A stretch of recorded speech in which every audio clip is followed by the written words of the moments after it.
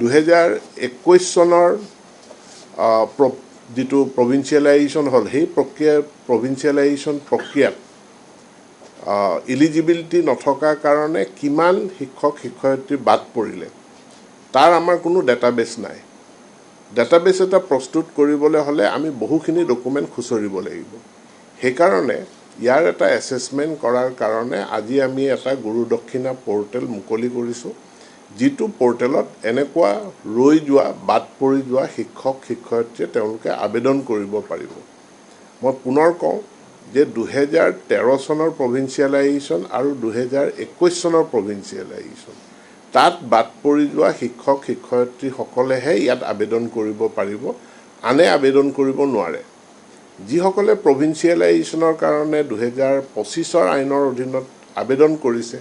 ইয়াত যদি কোনো ৰিজেকশ্যন হয় যেহেতু আবেদন কৰিছে ইয়াৰ তথ্যপাতি আমাৰ থাকিব গতিকে ইয়াত বাদ পৰিম বুলি কোনোবাই আশংকা কৰি পেলে আমাৰ এইটো পোৰ্টেলত গুৰু দক্ষিণা পোৰ্টেলত আবেদন কৰিব কৰাৰ প্ৰয়োজন নাই গুৰু দক্ষিণা পোৰ্টেলত 2013 আৰু 2021 চনৰ প্ৰাদেশিকৰণ প্ৰক্ৰিয়াত যিসকল ব্যক্তি বাদ পৰিলে বা যিসকলৰ সেৱা প্ৰভিন্সিয়েলাইজেশ্যন নহল তেওঁলোকে ইয়াত আবেদন কৰিব পাৰিব আৰু তেওঁলোকৰ আবেদনৰ ভিত্তিত চৰকাৰে এটা এককালীন সাহায্যৰে এই গোটেই সমস্যাটোৰ সমাধান কৰাৰ পদক্ষেপ এটা গ্ৰহণ কৰিছে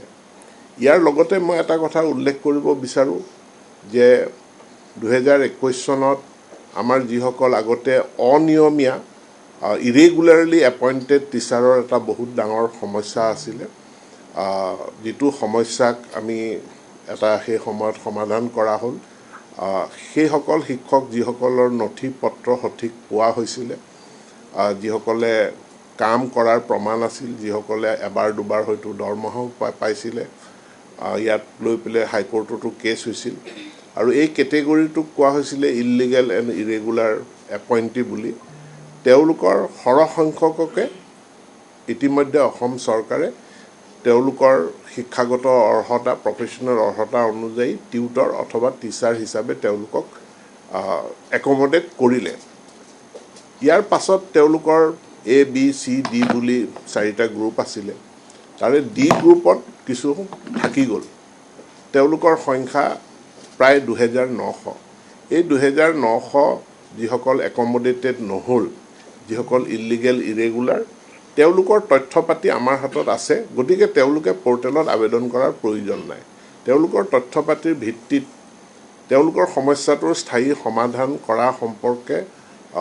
চৰকাৰে নিশ্চিতভাৱে সিদ্ধান্ত এটা ল'ব আনহাতেদি অৰ্থাৎ একমোডেশ্যনৰ পৰা বাদ পৰি যোৱা শিক্ষকে এই পোৰ্টেলত আবেদন কৰিব নালাগে তেওঁলোকৰ তথ্য অসম চৰকাৰৰ লগত আছে আনহাতেদি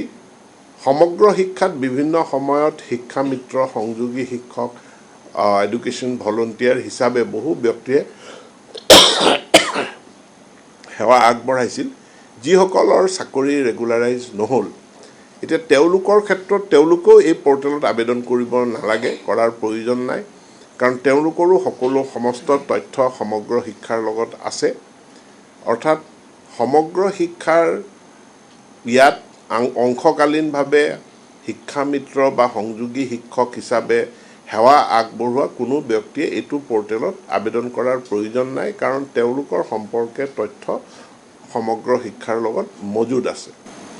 13 চনৰ প্ৰভিন্সিয়েলাইজেশ্যন আৰু 21 চনৰ প্ৰভিন্সিয়েলাইজেশ্যনত বাদ পৰা তেওঁলোকৰ ইউডাইস কোডত বা ডাইস কোডত তেওঁলোকৰ নাম যদি আছিল আমি আবেদনত এই ব্যৱস্থাটো কৰা হৈছে যে তেওঁলোকে স্কুলখনৰ ডাইস কোডটো দিব লাগিব যিখন স্কুলত কাম কৰিছে স্কুলখন যদি কোনোবা বেস স্কুলত মাৰ্জ হৈ গৈছে নতুন স্কুলখনৰো তথ্য তেওঁলোকে দিব যাতে ট্ৰেকিং কৰাত আমাৰ সুবিধা হয় আৰু তেওঁলোকে যি ডাইস বা ইউডাইস নম্বৰ দিব তাত তেওঁলোকৰ নামটো আছে নে নাই তাৰ ওপৰতে এলিজিবিলিটিটো গণ্য হ'ব আৰু ইয়াৰ জৰিয়তে আমি যিখিনি যি তথ্য পাওঁ অসম চৰকাৰে ইতিমধ্যে এটা বাজেট স্পিচত ফাইনেন্স মন্ত্ৰীয়ে কৈছে যে তেওঁলোকলে আমি এটা গুৰু দক্ষিণা আগবঢ়াম গুৰু দক্ষিণৰ পৰিমাণ উপযুক্ত সময়ত চৰকাৰে সেইটো সিদ্ধান্ত গ্ৰহণ কৰিব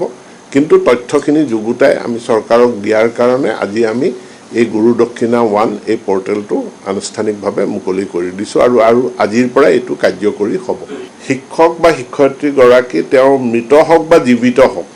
পৰ্টেলটোত তেওঁৰ নেক্সট অফ কিনৰ মানে ডিটেইলছটো বিচৰা হৈছে অৰ্থাৎ তেওঁৰ নিকট আত্মীয়ৰ ডিটেইলছটো বিচৰা হৈছে